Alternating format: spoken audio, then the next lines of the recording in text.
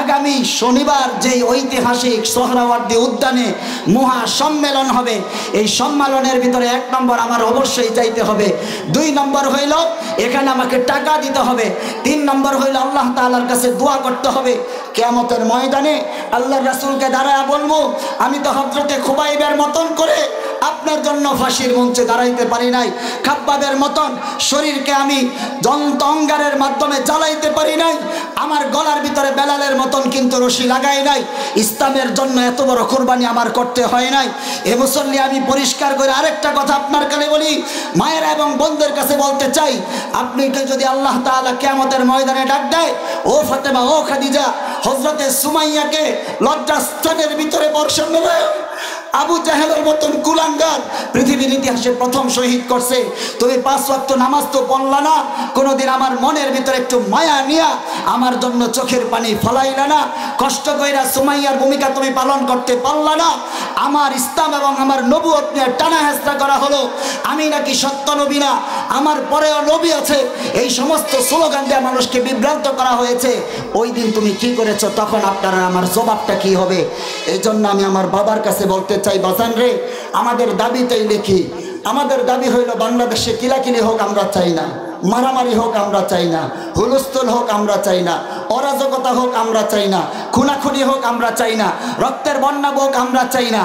আমরা চাই দেশে হিন্দু আছে, হিন্দুরা হিন্দুদের পরিচয় নিয়ে থাকে, খ্রিস্টান আছে, খ্রিস্টানদের পরিচয় নিয়ে আছে, বৌদ্ধ আছে, বৌদ্ধদের পরিচয় নিয়ে আছে, অমুসলিম নাস্তিক আছে, নাস্তিকদের পরিচয় নিয়ে আছে। কাদিয়ানিরা এই দেশের ভিতরে থাকবে, বাট তারা নিজেদেরকে মুসলমান পরিচয় দিতে পারবে না। চিল্লা জোরে কয় না, কাদিয়ানিরা বাংলাদেশে থাকবে কিন্তু মুসলমান পরিচয় দিতে পারবে না। ওরা আমাদের নবীকে নবী মানে না। জোরে কয় না, আমাদের নবীকে নবী মানে না। আমাদের নবীকে নবী মানে না। মুহতারাম হাজিরিন, সর্বশেষ একটা কথা বলা যায়, এই নবী হইল শেষ নবী, কিয়ামত পর্যন্ত আর নতুন কোন নবী আসবেন? আর আওয়াজ করে কয় না, নতুন নবী আসবেন? আরো জোরে বলতে হবে, কিয়ামত পর্যন্ত নতুন কোন নবী আসবে না। মুহতারাম হাজিরিন, শুধু তাই নয়, কিয়ামত পর্যন্ত নতুন কোন ইসলাম আসবে? আওয়াজ করে বলে না, আসবে? কোরআন শরীফ আল্লাহ তাআলা আপনাকে আর আমাকে প্রত্যেকের দুয়ারে দুয়ারে, ঘরে ঘরে, মসজিদে মসজিদে, পাড়ায় পাড়ায়, মহল্লায় মহল্লায়, গ্রামে গ্রামে, সব জায়গায় এক এক পিস কইরা ফেরেশতাদের হাতে আপনার আর আমার উঠানে, বাড়িতে, দরজায়, দুয়ারে, জানালায়, সব জায়গায় আল্লাহ দিতে পারতেন কি পারতেন না? জোরে বলেন, কথা কয় না, পারতেন না? কিন্তু আল্লাহ তাআলা দয়া আর মায়া করে কোরআন দিয়েছেন। কোরআনকে আল্লাহ তাআলা নাজিল করেছেন। কোরআনের কোন জায়গায় চিকন কথা আছে, মোটা কথা আছে, কোন জায়গার কথা উম্মত বুঝবে না, বান্দা বুঝবে না, বান্দি বুঝবে না, কোন জায়গায় ব্যাখ্যা করতে হবে, এক্সপ্লেন করতে হবে, বুঝাইতে হবে, তাফসীর করতে হবে, নাইলে বুঝবে না। এই জন্য আল্লাহ তাআলা তাওরাত দিয়েছেন, সাথে মুসা নবীকে দিয়েছেন, ঈসা ইনজিল দিয়েছেন, সাথে ঈসা নবীকে দিয়েছেন, জাবুর দিয়েছেন, সাথে দাউদ নবীকে দিয়েছেন, কোরআন দিয়েছেন আল্লাহ তাআলা মুহাম্মাদুর রাসূলুল্লাহ সাল্লাল্লাহু আলাইহি ওয়াসাল্লাম কেও দিয়েছেন। চিল্লায়া জোরে কোন সুবহানাল্লাহ, নারায়ে তাকবীর, আওয়াজ করে বলতে হবে নারায়ে তাকবীর।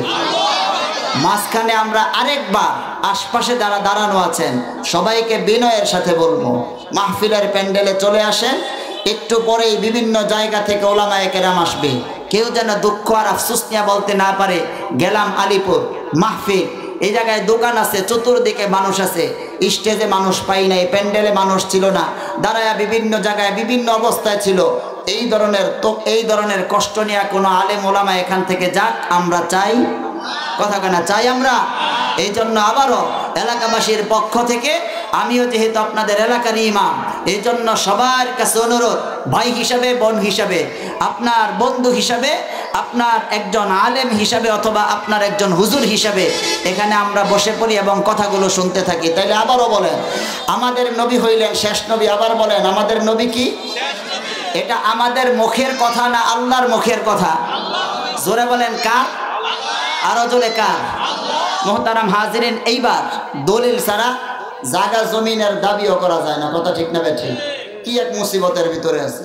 আমগো নবী যে শেষ নবী, এটা খালি মুখে মুখে না, আমরা দলিল দিয়েই প্রমাণ করবো। জোরে কোন ইনশাআল্লাহ। কোরআন শরীফের ভিতরে আল্লাহ তাআলা পারা রাখছেন 30টা, জোরে কয় না কয়টা? 30 পারার ভিতরে সিরিয়ালে আছে 22 নম্বর পারা। আল্লাহ কয় 2 নম্বর পৃষ্ঠা খোলো। এরপরে সেখানে দেখো আমি আল্লাহ তাআলা ঠিক মাঝখান বরাবর একটা আয়াত নাজিল করছি। এটা আয়াত না, এটা পারমাণবিক বোমা। এটা আয়াত না, এটা হইল ঐতিহাসিক একটা মিসাইলের মতন। এটা আয়াত না। কিয়ামত পর্যন্ত কোন কুলাঙ্গার, কিয়ামত পর্যন্ত কোন শয়তান, কোন ভণ্ড, কোন দুশমন আল্লাহ এবং তার রাসূলের কোথাও দাঁড়ায়া যেন আমি নবী, আমি অমুক, আমি তমুক, আই এম এ হ্যান, আই এম এ তেন, এই ধরনের কথা যেন বইলা আল্লাহর রাসূলের নবুয়তের চেয়ার নিয়ে টানা হেসরা করতে না পারে, এই জন্য আল্লাহ তাআলা ঐতিহাসিক আয়াত নাজিল করেছেন, যেটা শুনতে শুনতে আমরা ছোট্টবেলা থেকে এই পর্যন্ত চলে আসছি, ছোট থেকে বড় হয়েছি। আওয়াজ করে সবাই বলবেন, মা কানা মুহাম্মাদুন আবা আহাদিম মিন রিজালিকুম ওয়ালাকির রাসূলুল্লাহ ওয়া খাতামান নাবিয়্যিন। এই আয়াত আমরা সবাই কম বেশ শুনছি, জোরে কোন ঠিক কিনা?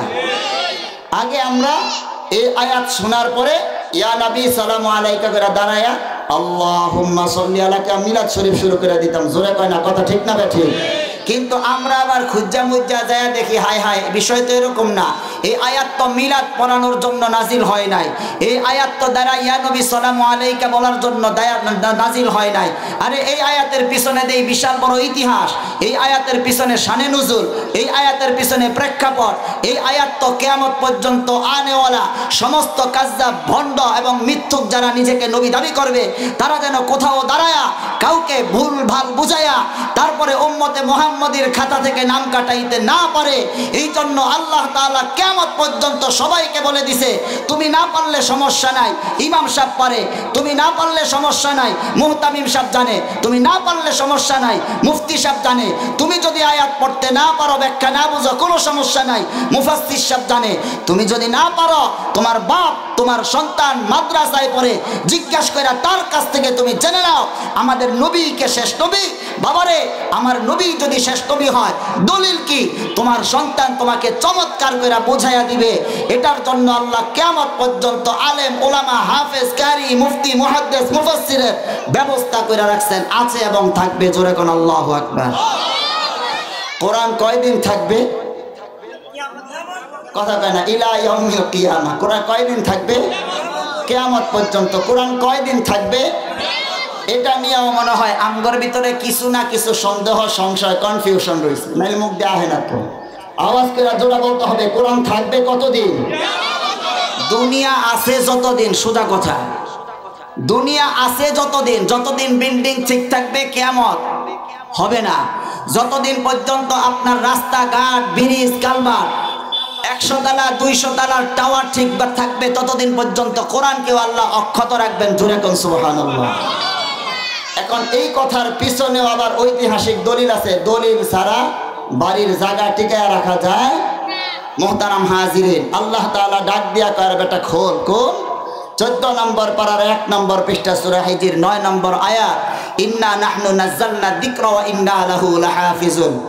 আমি আল্লাহ তাআলা কোরআন নাজিল করেছি, কিয়ামত পর্যন্ত যারা কালো হাত দিয়া কোরআনকে ধ্বংস করতে চাবে, এই চোখ দিয়া যারা কোরআনকে উপড়ে ফেলতে চাবে, এই জবান দিয়া যারা কোরআনকে বিকৃত করে ব্যাখ্যা করবে, এই পাও দিয়া যারা কোরআন ওয়ালার বিরুদ্ধে কোনো অ্যাকশন নিতে যাবে, আমি আল্লাহ তাআলা কোরআনকে রাখবো। ইউরিদুনা লিইউতফিউ নূরাল্লাহি বিআফওয়াহিহিম ওয়াল্লাহু মুতিম্মু নূরিহি ওয়ালাউ কারিহাল কাফিরুন।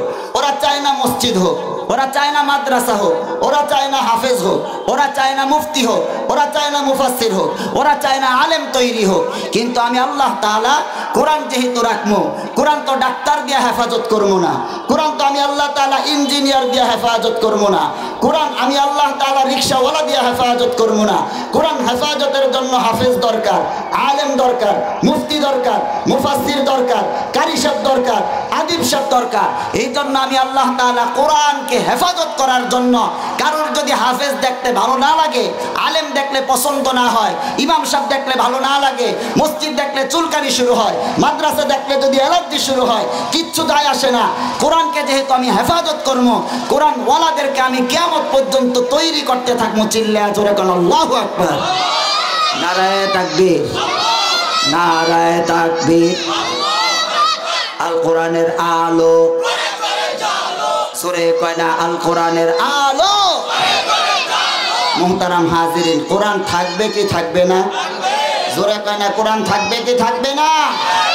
তাইলে কোরআন শরীফ থাকবে, এটার দলিল সূরা হিজরের 9 আয়াত 14 নম্বর পারার 1 নম্বর পৃষ্ঠা। বাস, লোকেশন ক্লিয়ার।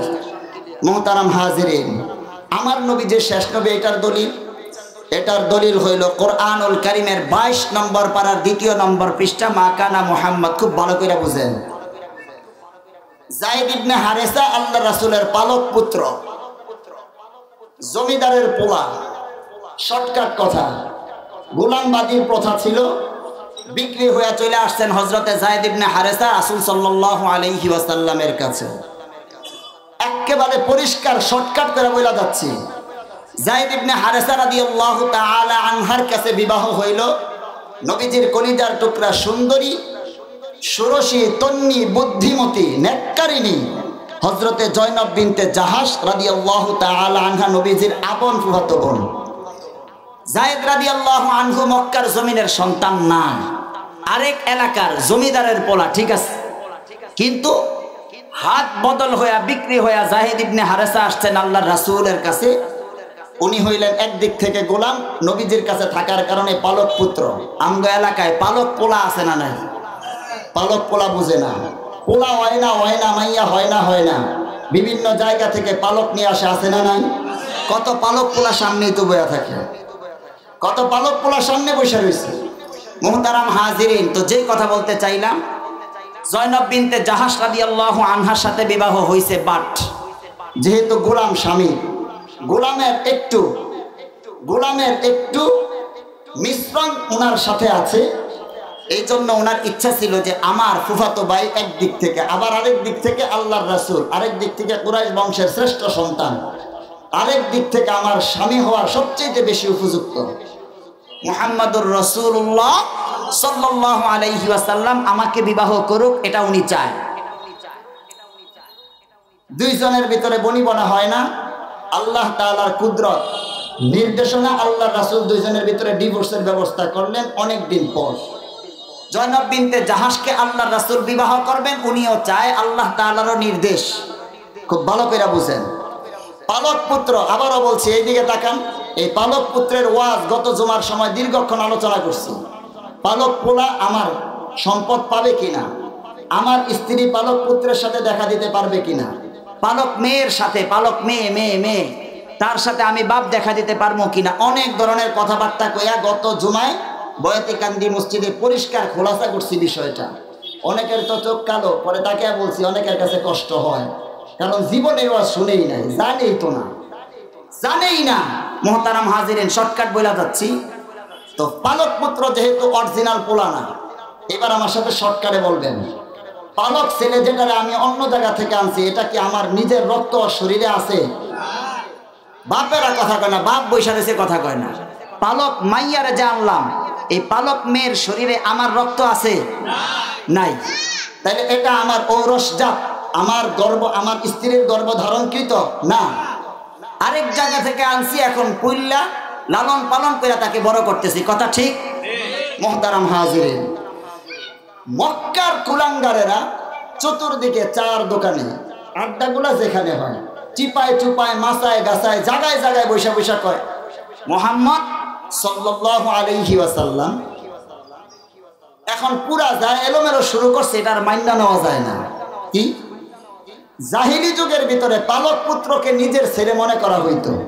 আমাদের এলাকার ভিতরেও পালক পুত্র সম্পর্কে একটা ভালো নলেজ, জ্ঞান না থাকার কারণে পালক পুত্ররে মায় মনে করে এটা আমার পোলাই, বাপ মনে করে আমার পোলা।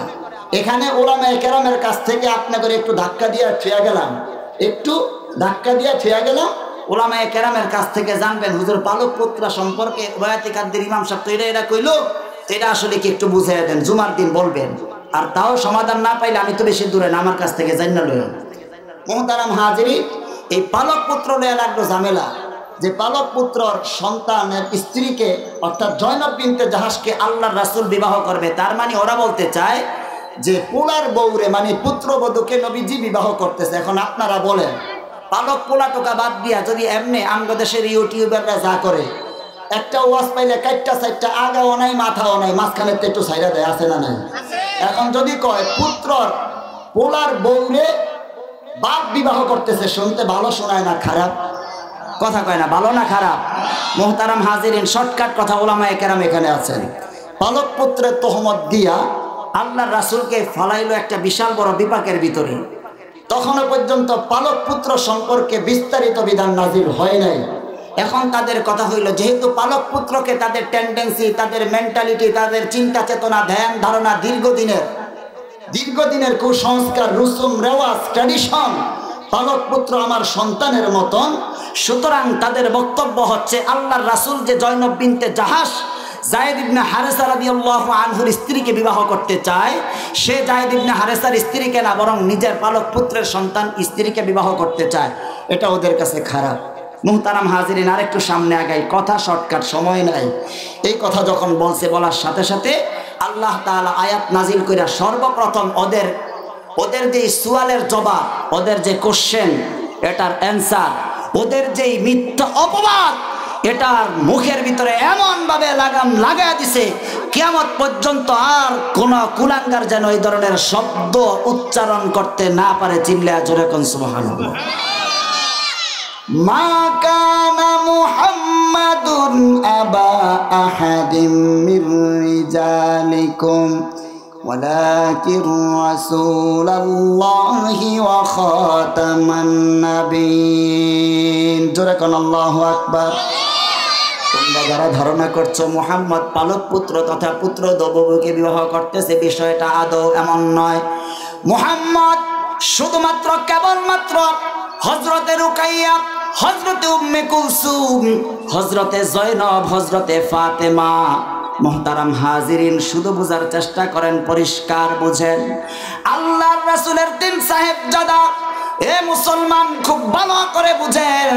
আল্লাহ তাআলা ডাক দিলেন গণ্যমান্য সবাইকে, আল্লাহর রাসূলকে পরিষ্কার করে বিষয়টা উপস্থাপন করার জন্য বলছেন, শুনো, তোমরা যারা জায়গায় জায়গায় মুখের ভিতরে ফেনা উঠাও, বিষয়টা আদৌ এমন নয়। মুহাম্মদ স্পেসিফিক কিছু সন্তানের বাপ, কিন্তু গলে মারে যেমনি ভাবে হজবরল কইরা সবার বাপ বানায়া তারপরে বিভিন্ন ধরনের বিষয় ট্যাগ লাগাও, বিষয়টা এমন না। পরিষ্কার স্পষ্ট বক্তব্য হইল, মুহাম্মদ তোমাদের কোন পুরুষ তথা জায়েদকে যে তার সন্তান বানায়া বউকে বিবাহ করা যাবে না, এই এলজাম, এই তোহমত দিয়া আল্লাহর রাসূলকে ক্রিটিসাইজ কইরা, তুচ্ছ তাচ্ছিল্য কইরা হেয় প্রতিপন্ন করবার চেষ্টা করছ। আল্লাহ তাআলা ডাক দেয়া কয়, না না, নো নো, বিষয়টা তো এমন নয়। মুহাম্মদ সাল্লাল্লাহু আলাইহি ওয়াসাল্লাম তোমাদের স্বাভাবিক পুরুষদের পিতা না। জোরে কোন সুবহানাল্লাহ। মুহতারাম হাজিরিন, শুধু তাই নয়, এরপরে এইবার আল্লাহর রাসূল সাল্লাল্লাহু আলাইহি ওয়াসাল্লাম সম্পর্কে পরিষ্কার কইরা বলে, ওয়ালাকির রাসূলুল্লাহি ওয়া খাতামান নাবিয়্যিন। ওলামায়ে কেরামের কাছ থেকে জান্না নিয়ে, নবী এক জিনিস, রাসূল আরেক জিনিস। নবী আর রাসূল কিন্তু ভিন্ন ভিন্ন জিনিস, দুইটা কিন্তু এক জিনিস না। এ মুসল্লিরা আমার খুব খেয়াল করেন, 1,24,000 নবী রাসূল অথবা 2,24,000 নবী রাসূলের মধ্যে মাত্র 350 নবী এবং 350 জন ছিলেন নবী এবং রাসূল, আর বাকি সবাই ছিলেন নবী। আল্লাহু আকবার কইলা। মুহতারাম হাজিরিন, শর্টকাটে আপনাকে বুঝাইতে চাই এইভাবে, নবী যারা যেমন ধইরা নেন, এ মুসল্লিরা আমার, ইব্রাহিম আলাইহিস সালাতু ওয়াস সালাম উনি ছিলেন নবী, উনি রাসূলও মনে হয়েছিলেন। উনার পিছন বরাবর আসলেন হযরতে ইসহাক এবং আসলেন হযরতে ইসমাইল। শরীয়তের বাকি কাজ সমাপ্ত করার জন্য একটা নির্ধারিত টাইম পর্যন্ত ইব্রাহিম আলাইহিস সালামের শরীয়ত চলবে এবং ওনাকে আল্লাহ যে কিতাব দিয়েছেন সেই কিতাবের আইন কানুন চলবে। আল্লাহ তাআলা নতুন কিতাব দেন নাই। আল্লাহ তাআলা আগের কিতাব, আগের শরীয়তের উপরে নতুন আরেকজন মানুষ পাঠাইছেন, শ্রেষ্ঠ মানুষ, উনি হইলেন নবী। মুহতারাম হাজিরিন, স্পষ্ট আকারে 4 জন নবীকে আমরা ভালোভাবে স্পেশাল চিনি। একজন হইলেন হযরতে মূসা কালিমুল্লাহ। আল্লাহ তাআলা ওনাকে নবীও বানাইছেন, রাসূলও বানাইলেন। আল্লাহ তাআলা ওনাকে নবীও বানাইছেন, নবুয়ত দান করেছেন এবং রাসূলও বানাইছেন। এ মুহতারাম হাজিরিন, পর্দার আড়ালের মায়েরা ভালো করে বুঝেন, আল্লাহ তাআলা নবী এবং রাসূল দিয়া বোঝাচ্ছি, আল্লাহ ওনাকে নবুয়ত যে দান করেছেন, সাথে তাওরাত নামক স্পেশাল একটা স্বতন্ত্র কিতাবও দিয়েছেন। কিন্তু ওনার পরে আসছেন হযরতে হারুন। হযরতে হারুনকে আল্লাহ তাআলা নবী বানাইছেন, কিন্তু রাসূল বানান নাই। আল্লাহ তাআলা মূসা আলাইহিস সালামকে নবুয়ত এবং নতুন কিতাব দিয়েছেন, হারুন আলাইহিস সালামকে শুধু নবুয়ত দিয়েছেন, রাসূল বানান নাই। এইভাবে কইরা প্রত্যেকটার ব্যাখ্যা করতে গেলে সময় নাই, অনেক কথা বলতে হবে, সময় তো অর্ধেক এমনিই শেষ। আপনার কাছে শর্টকাট করে আমি আমার মতন করে বলা যায়, আখেরি জামানার পয়গম্বর হুজুর সাল্লাল্লাহু আলাইহি ওয়াসাল্লামকে আল্লাহ শুধু নবী বানান নাই। আল্লাহ কোরআনের আয়াতের ভিতরে প্রথমেই বলছেন ওয়ালাকির রাসূলুল্লাহ, প্রথম মুহাম্মদ হইল রাসূলুল্লাহ। তারপরে বললেন ওয়া খাতামান নাবিয়্যিন, তিনি হইলেন নবী, শুধু নবী না, শুধু নবী না, শুধু নবী না, শুধু নবী না। এই বুঝেন বুঝেন বুঝেন বুঝেন বুঝেন বুঝেন, শুধু নবী না, ভালো কইরা বুঝেন, শুধু নবী না। কিয়ামত পর্যন্ত আর কোন নবী আসবেন না। কিয়ামত পর্যন্ত আল্লাহর রাসূল হইলেন একেবারে ইলা ইয়াউমিল কিয়ামা। কিয়ামত পর্যন্ত আল্লাহর রাসূল হইলেন আখিরি জামানার নবী। নতুন কেউ নবুয়তের দাবি করার কোনো সুযোগ নাই, চান্স নাই। নতুন কেউ নিজে আরেকটা নতুন কিতাব পাইছে, এই সমস্ত কথা ভুলভাল বলার কোনো সুযোগ নাই। আপনারা যখন ঘুমায়া থাকেন রাত্রে, এদিকে তাকান, এদিকে তাকান, আপনারা যখন রাত্রে ঘুমায়া থাকেন, আপনার মসজিদের ইমাম সাহেব জুমার দিনের বয়ানটা ঠিক করার জন্য মাথাটা পেরেশান হয়ে যায়। কারণ ইমাম সাহেব তাকায়া দেখে যেই মুসল্লি আমার পিছনে তাহাজ্জুদ পড়ে, হায় হায় রে, ওই মুসল্লি যায়া আবার মাজারের ভিতরে পূজাও করে, ওই মুসল্লি যায়া মাজারের ভিতরে সেজদা দেয়। কষ্ট মষ্ট লইয়েন না, লইলে খালি লইতে থাকেন। কথা ভালো করে বুঝেন, যদি কারোর কষ্ট লাগে খালি কষ্ট লইয়া এরপরে বাড়ি যায় না, কিন্তু আগে কথা বুঝেন। মুহতারাম হাজিরিন, ইমাম সাহেব তাকায়া দেখে হায় হায়, এই মুসল্লি আমার গানের আসরেও যায়া বসে। আরে এই মুসল্লি ফকির বেড়া লইয়া আইছে বান্দর, জোরে কয় না, কি লই আইছে? আরে বান্দরই কর না, বানর বোনর বাদ দেন, বান্দর লই আইছে বান্দর। এন বান্দরের যারে যায় কয় আমার পোলারে বিদেশ পাঠামো, বান্দর তুই কি কস? নাউজুবিল্লাহ, জোরে কয় না। এই বান্দরের কাছে যায় কয় আমার পোলায় পরীক্ষা দিব, পাশ করবো নি। কারে যায় জিগায়? কারে যায় জিগায়? বান্দর রে যায় জিগায়। বানর কয় শুদ্ধ লাগতো না, অশুদ্ধ করে কয়। এই বান্দর রে যায় জিগায় যে আমার পোলায় যে পরীক্ষায় পাশ করবো না ফেল করবো, তুই ক দেখি। আওয়াজ করে কয় না নাউজুবিল্লাহ। ইমাম সাহেব সুন্দর কইরা সারা রাত্র জাগরণ কইরা তারপরে কোরআন হাদিসের দলিল নিয়া সুন্দর কইরা মুসল্লিদের সামনে জিয়া যখন জুমার দিন বসে, হারে ওই মুসল্লি, যেই মুসল্লির এই কথাগুলা বুঝবার মতন টেন্ডেন্সি নাই, তৈরি হয় নাই, এই মুসল্লি তখন কয় ইমাম সাহেব এই বয়ান তুই আর বয়ান পান না।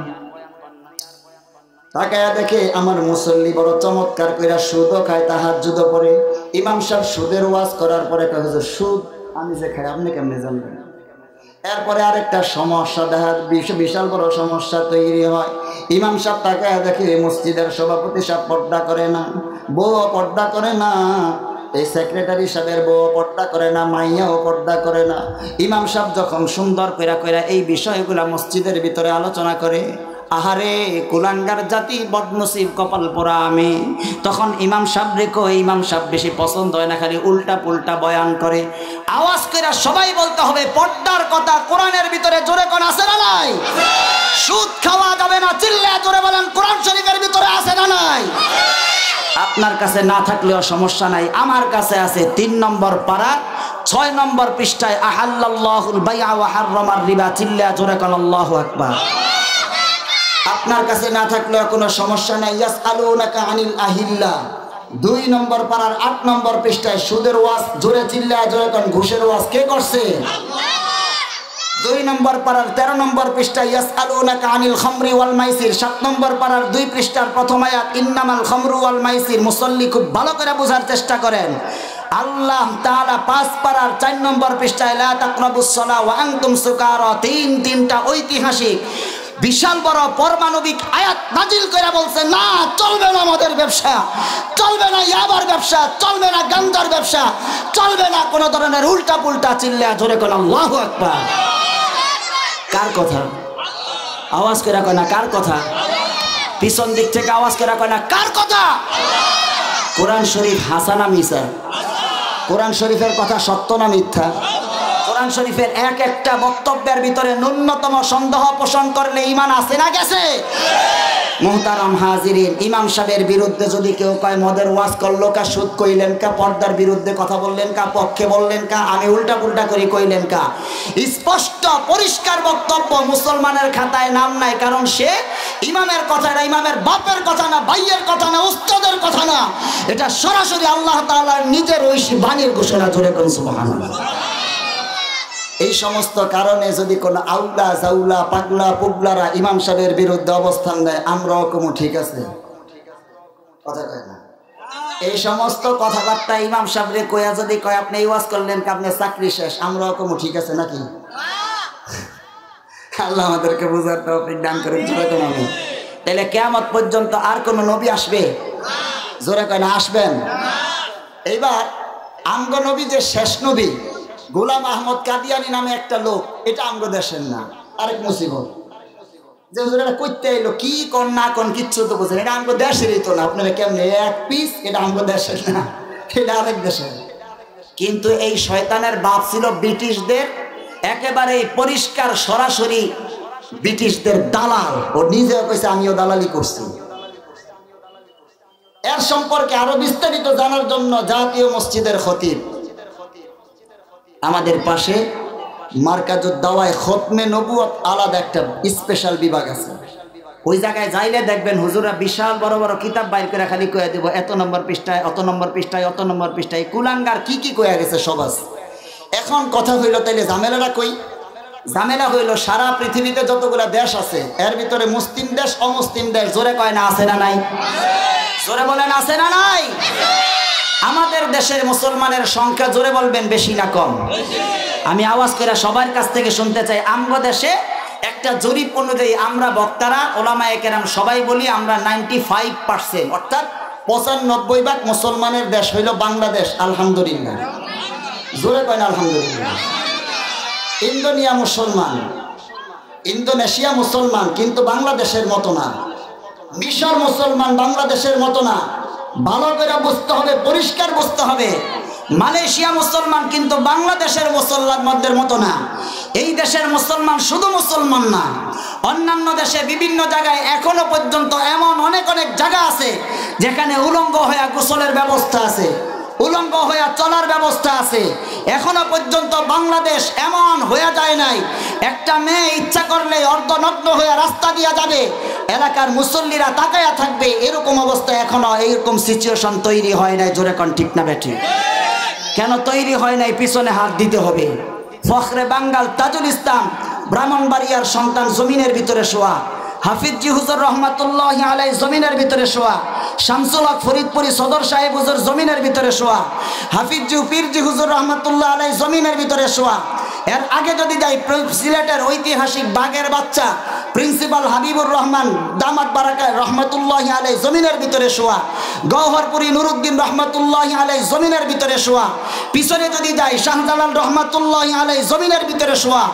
আমাদের বড়রা তো এইভাবে কয়, আপনি আর আমি যখন সারাদিন সারা রাত মদ খাইতে খাইতে মাতাল হয়ে যাই, গান শুনতে শুনতে পাগল হয়ে যায়, জুলুম করতে করতে জালেম হয়ে যায়, আপনি আর আমি যখন বেদারসে যার মতন করে চলি, আপনি যখন ফজর জোহর আসর মাগরিব এশা কোনো নামাজের সাথে সম্পর্ক নাই, শুধুমাত্র মন চাইলে জুমা ছাড়া, সেই সময় সারা বাংলাদেশের ভিতরে এখনকার জরিপ অনুযায়ী 1450 অথবা 14,000 অথবা 15,000-এর মতো ছোট ছোট বাড়ির আনাচে কানাচে চিপায় চুপায় গ্রামে মহল্লায় খাদিজা বিনতে খুয়াইলিদের মতন বিভিন্ন জায়গায় ছোট ছোট হেফজখানা মাদ্রাসায় আছে। আমি তো নীরব সাক্ষী, আমি তো জ্বলন্ত সাক্ষী, আমি তো জাত সাক্ষী। 4:30 বাজে, 5:30 বাজে, 3:30 বাজে বাচ্চাগুলো ঘুম থেকে উঠে, ঘুম থেকে উঠার পরে শীতের রাত্রে ঠান্ডা পানি দিয়ে উজু করে, উজু করার পরে মাওলার সাথে নামাজ পড়া তাআল্লুক শুরু করে, মাওলার সাথে কথাবার্তা শুরু করার পরে আপনি আর আমি বেঈমান যখন সারা রাত আকাম কুকাম কইরা ফজরও পড়লাম না, এই ছোট ছোট আপনার কলিজার টুকরা সন্তান মাদ্রাসায় যায় আসে, তাহাজ্জুদ পড়ে, আল্লাহ আল্লাহ বলে ডাক দেয়, ফজরের নামাজের অপেক্ষায় থাকে, আল্লাহ তাআলার সাথে আল কোরআন ও কালামুল্লাহ আল্লাহর সাথে প্রেমালাপ করতে থাকে। আল্লাহ ডাক দিয়া কয়, আমার তো মনে চাইছে তুই কুলাঙ্গারকে জামিনের ভিতরে শোয়া দে, আমার তো মনে চাইছে তুই পর্দানিশীল না হওয়ার কারণে তোকে মাটির নিচে শোয়া দেই। ছোট ছোট বাচ্চারা যখন দেখি আমার কোরআন তেলাওয়াত করে ওদের দিকে তাকাইলে মায়া লাগে। নেপালকে মাটির নিচে ধ্বংস করে দিছি, অন্যান্য দেশের এক একটা এলাকায় মাটির নিচে ধ্বংস হয়, এই দেশেও বিশাল বড় ভূমিকম্প হয়, কিন্তু ছোট ছোট হাফেজে কোরআনদের খাতিরে বাংলাদেশটাকে এখন আমি ঠিক রাখছি। জোরে কোন সুবহানাল্লাহ, নারায়ে তাকবীর, নারায়ে তাকবীর। মুহতারাম হাজিরিন, এই জন্য আপনার কাছে লাস্ট দরখাস্ত করা যায়, লাস্ট দরখাস্ত কি, মদিনার নবীর গুম্বজের দিকে তাকাইলে আপনি দেখবেন আল্লাহ রাসূল আপনার ডাক দিয়ে বলতেছে, কাদিয়ানি আমার মস্তক দিয়ে টানাটানি করে। হযরতে খাদিজা রাদিয়াল্লাহু আনহা কয়, আমার স্বামীর জন্য কি কষ্ট আমি করি নাই, সব কষ্ট করছি, আমার স্বামীর ইজ্জত তোমরা হেফাজত করতে পারো নাই, আবার নিজেকে নবীর উম্মত দাবি করো। হযরতে আয়েশা ডাক দিয়ে বলছেন, আমি তো আমার স্বামীর পিঠ দেখছি, তোমার নবীদের পিঠ আমি তো দেখছি, একটা পিঠের ভিতরে মশা মাছি কোনোদিন বসতে দেখি নাই, পিঠের ভিতরে বড় বড় যখন ডাক দেখলাম, ডাক দিলাম আর বললাম পিছনে ডাক কোন জায়গা থেকে আসলো, মশা মাছি আপনার গায়ে তো পঞ্চ হয় নাই, আপনার গায়ের ভিতরে তো কোনো পোকা মাকড়ে কামড় দেয় নাই। ডাক দিয়া বলছে, ও আয়েশা রে, তুমি শুনতে চাও, তাইফে যখন আমি গিয়েছি আমাকে এমনভাবে বৃষ্টির মতন পাথর নিক্ষেপ করা হয়েছে, এইভাবে কইরা কইরা আমাকে রক্তে রঞ্জিত কইরা আমার রক্তের কারণে আমার জুতার সাথে পায়ে অ্যাটাচড হয়ে আটকে গেছে, ছুটাইতে পারি নাই, ক্লান্ত হয়ে পাথরের উপরে আমি পড়ে গেছি। চতুর্দিক থেকে ফেরেশতারা আয়েশা বলছিল, আপনি যদি বলেন এই গোটা তায়েফবাসীকে মাটির নিচে দাফন করে দিমু, তখন আমি ঘোষণা দিচ্ছি, আল্লাহুম্মা হদি কওমি ফাইন্নাহুম লা ইয়ালামুন। হযরতে আয়েশা ডাক দিয়া বলতেছে, কেমন যেন আমার স্বামীকে এইভাবে নির্যাতন করা হয়েছে, মুখ বুজ্জা সহ্য করছে শুধুমাত্র তোমাদের জন্য। কাদিয়ানি আমার নবীর নবুয়তের চেয়ার নিয়ে টানা হেসরা করে, তোমরা উম্মত দাবি করো, কিছুই করতে পারো না। হাসান হুসাইন রাদিয়াল্লাহু আনহু যুবকদেরকে ডাক দিয়া কয়, আমি হুসাইন কারবালার প্রান্তরে আমাকে শুধু টুকরা টুকরা করা হয় নাই, 80 জনের সাথে যুদ্ধ করতে করতে সর্বশেষ আমার মাথাটাকে দ্বিখণ্ডিত করা হয়েছে। সব কিছু সিংহ শাবলের মতন কবুল করছি, সব কিছু মাইনা নিছি, কারণ একটা আল্লাহর রাসূলের আমার নানা জানের এই দিন ইসলামকে অবিচল রাখতে হবে। আমি আমার নানার ইজ্জত সম্মানের জন্য, তোমাদের এই দিনের জন্য যদি রক্ত সাগর পাড়ি দিয়া রক্তের বন্যা যদি আমি বহাইতে পারি, আমার নবীর নানা এই নবুয়তের চেয়ার নিয়ে টানা হেসরা করে কাদিয়ানিরা বিভিন্ন জায়গায় তাদের মতন করে ধর্ম প্রচার করে আর বলে তোমরাও মুসলমান আমরাও মুসলমান, তোমরা বৈশা বৈশা বিভিন্ন জায়গায় বসে আছো, কেউ একজন দাঁড়ায়া যুবকরা ইলমুদ্দিনের মতন কইরা আমার নবীর ইজ্জতের হেফাজতের জন্য, নবুয়তের চেয়ারকে অক্ষত আর হেফাজত করার জন্য শরীরের ভিতরে একটু রক্ত তোমাদের গরম হইল না? কিয়ামতের ময়দানে আল্লাহ তাআলার আদালতে তোমরা কেমনে দাঁড়ায়া, আল্লাহর রাসূলের সামনে কেমনে দাঁড়ায়া, গোটা পৃথিবীর সমস্ত নবীদের সামনে কেমনে দাঁড়ায়া তারপরে আল্লাহর রাসূলের কথার উত্তর তোমরা কেমনে দিবা? আমি আমার আলিপুরের যুবকদের কাছে বলতে চাই, বাটারাকান্দির যুবকদের কাছে বলতে চাই, ইটাবাড়ার ভাইয়ের কাছে বলতে চাই, কানার চরওয়ালার কাছেও বইলা যেতে চাই, বাহের চরার ফিরিঙ্গি কালেওয়ালার কাছেও বইলা যেতে চাই, আগামী শনিবার যেই ঐতিহাসিক সোহরাওয়ার্দী উদ্যানে মহা সম্মেলন হবে, এই সম্মেলনের ভিতরে 1 নম্বর আমার অবশ্যই চাইতে হবে, 2 নম্বর হইল এখানে আমাকে টাকা দিতে হবে, 3 নম্বর হইল আল্লাহ তাআলার কাছে দোয়া করতে হবে।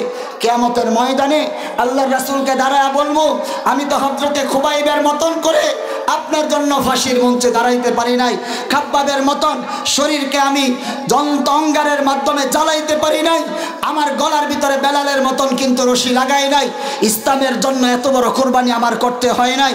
এ মুসল্লি, আমি পরিষ্কার করে আরেকটা কথা আপনার কাছে বলি, মায়েরা এবং বোনদের কাছে বলতে চাই, আপনি যদি আল্লাহ তাআলা কিয়ামতের ময়দানে ডাক দেয়, ও ফাতেমা, ও খাদিজা, হযরতে সুমাইয়াকে লজ্জাস্থানের ভিতরে বর্ষণ মেরে আবু জাহেলের মতন কুলাঙ্গার পৃথিবীর ইতিহাসে প্রথম শহীদ করছে। তুমি 5 ওয়াক্ত নামাজ তো পড়লা না, কোনোদিন আমার মনের ভিতরে একটু মায়া নিয়া আমার জন্য চোখের পানি ফলাইলা না, কষ্ট কইরা সুমাইয়ার ভূমিকা তুমি পালন করতে পারলা না। আমার ইসলাম এবং আমার নবুয়ত নিয়ে টানা হেঁচড়া করা হলো, আমি নাকি সত্য নবী না, আমার পরেও নবী আছে, এই সমস্ত স্লোগান দিয়ে মানুষকে বিভ্রান্ত করা হয়েছে। ওই দিন তুমি কি করেছো, তখন আপনারা আমার জবাবটা কি হবে? এই জন্য আমি আমার বাবার কাছে বলতে চাই, বাজান রে, আমাদের দাবিতেই লিখি, আমাদের দাবি হইল বাংলাদেশে কিলাকিলি হোক আমরা চাই না, মারামারি হোক আমরা চাই না, হুলস্থুল হোক আমরা চাই না, অরাজকতা হোক আমরা চাই না, খুনাখুনি হোক আমরা চাই না, রক্তের বন্যা হোক আমরা চাই না। আমরা চাই দেশে হিন্দু আছে, হিন্দুরা হিন্দুদের পরিচয় নেওয়া থাকে, খ্রিস্টান আছে, খ্রিস্টানদের পরিচয় নেওয়া আছে, বৌদ্ধ আছে, বৌদ্ধদের পরিচয় নিয়ে আছে, অমুসলিম নাস্তিক আছে, নাস্তিকদের পরিচয় নিয়ে আছে। কাদিয়ানিরা এই দেশের ভিতরে থাকবে, বাট তারা নিজেদেরকে মুসলমান পরিচয় দিতে পারবে না। চিল্লা জোরে কয় না, কাদিয়ানিরা বাংলাদেশে থাকবে কিন্তু মুসলমান পরিচয় দিতে পারবে না। ওরা আমাদের নবীকে নবী মানে না। জোরে কয় না, আমাদের নবীকে নবী মানে না, আমাদের নবীকে নবী মানে না। মুহতারাম হাজিরিন, সর্বশেষ একটা কথা বলা যায়, এই কথাটা হলো লাস্ট মেসেজ। আসরের নামাজের পর থেকে বয়াতে কান্দি মসজিদ থেকে শুনতেছিলাম, বারবার ঘোষণা হয় প্রধান বক্তা আসতেছেন, বিশেষ বক্তা আসতেছে, অমুক হচ্ছে তমুক হচ্ছে। এখানে যিনি সঞ্চালক, প্রেজেন্টার, উপস্থাপক বারবার এই কথাগুলো ঘোষণা দিছে। জোরে কোন ঠিক না বেঠিক? তার মানে আমি বুঝাইতে চাচ্ছি, একটা অনুষ্ঠান, একটা কনফারেন্স, একটা সম্মেলন, একটা সমাবেশের ভিতরে সাধারণত প্রধান অতিথির আগমন আগে না পরে?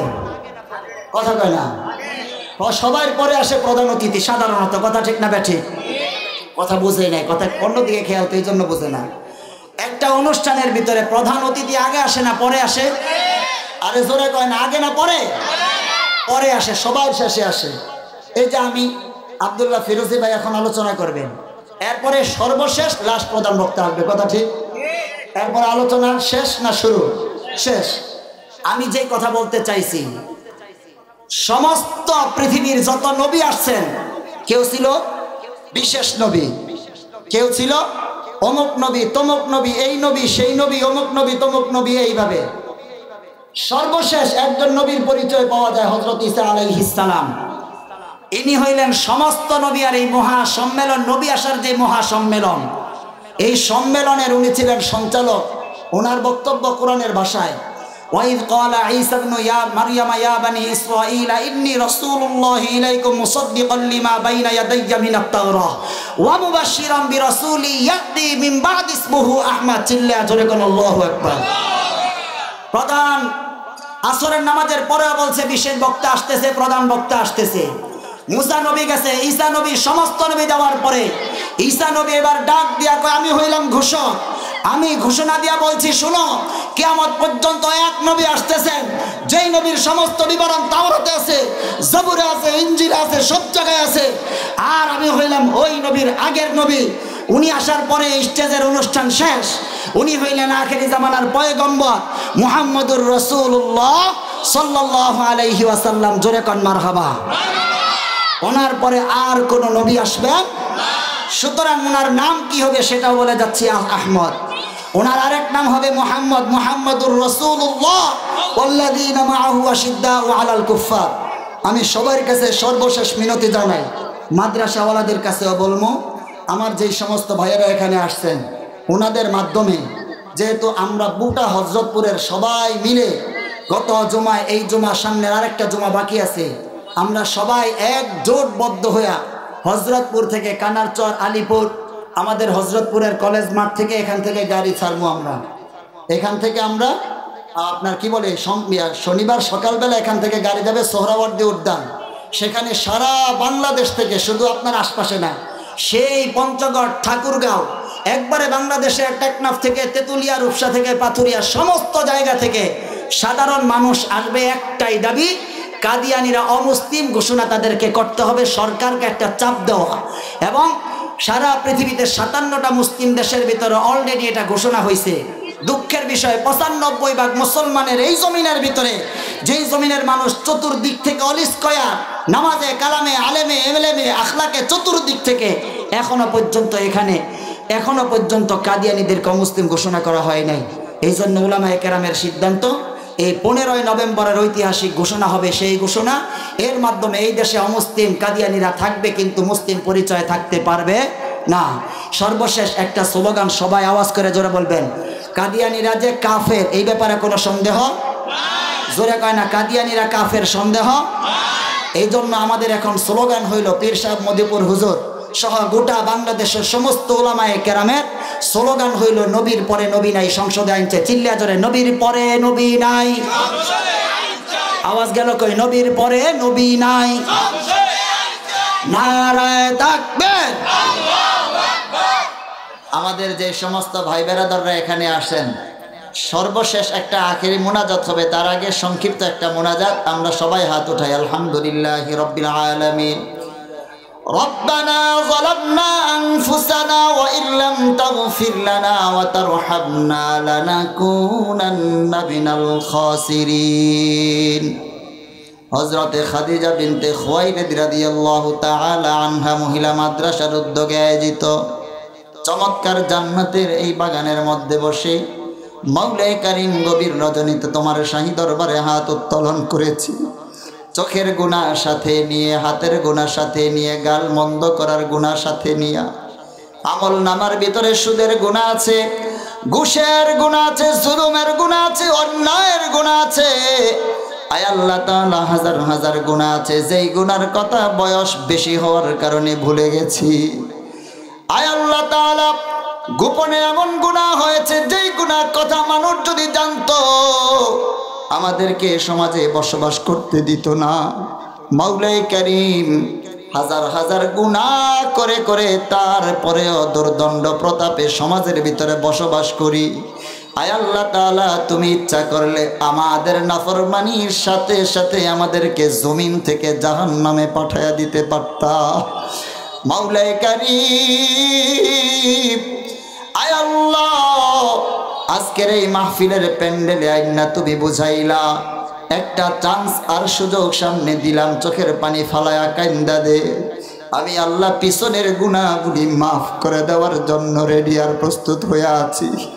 আয় আল্লাহ, মাওলায়ে কারীম ছোট ছোট মাসুম নিষ্পাপ বাচ্চারা হাত উঠাইল। আয় আল্লাহ, দাড়ি পাকা আমার কলিজার টুকরা বাজারের হাত উঠাইছে। তাহাজ্জুদ গুজার তোমার আল্লাহ ওয়ালারা হাত উত্তোলন করেছে। পর্দার আড়ালের অসংখ্য আবেদা সালেহা জাকিরা শাকিরা মা গুলাও হাত উঠাইল। মেহেরবানি করে মাওলা আজকের এই মাহফিলকে তুমি কবুল আর মঞ্জুর করে নাও। মাওলায়ে কারীম তোমার কাছে ফরিয়াদ মালিক, গোটা এলাকার সমস্ত কবরবাসীদের কবরের আযাবগুলা আগুনগুলাকে তুমি ঠান্ডা পানি দিয়া বন্ধ করিয়া দাও। আয় আল্লাহ, প্রত্যেকটা কবরবাসীর কবরগুলাকে জান্নাতের বাগান তুমি বানাও। যেই সমস্ত ভাইয়েরা চমৎকার সুন্দর ভাষায় মনের অভিব্যক্তি প্রকাশ করেছেন, আয় আল্লাহ তাআলা দেশ এবং দশের খেদমত করার তৌফিক তাদেরকে তুমি দান করে দাও।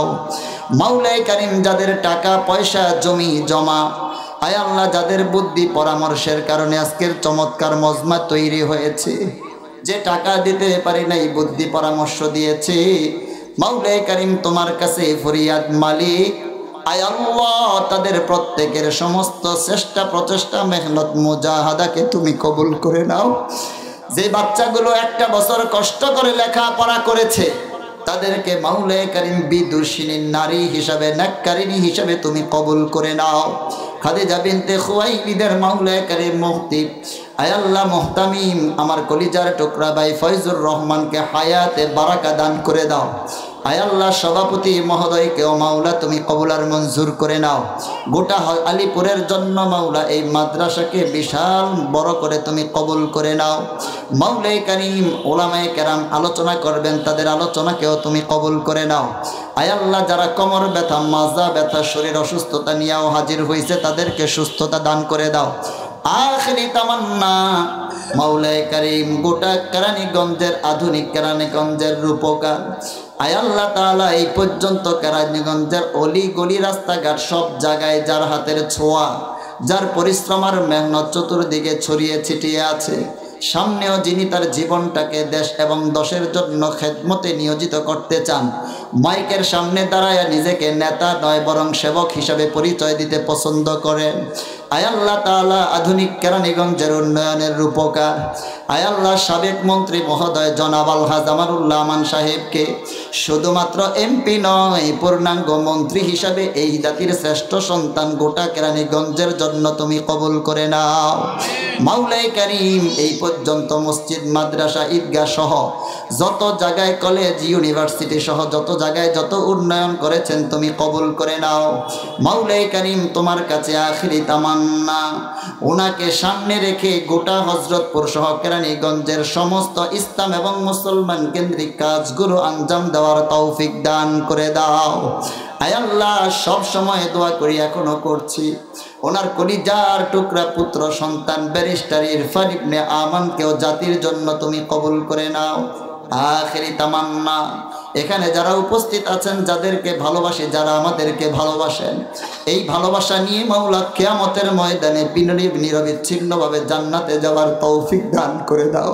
সুবহান রাব্বিকা রাব্বিল ইজ্জাতি আম্মা ইয়াসিফুন ওয়া সালামুন আলাল মুরসালিন ওয়ালহামদুলিল্লাহি রাব্বিল আলামিন।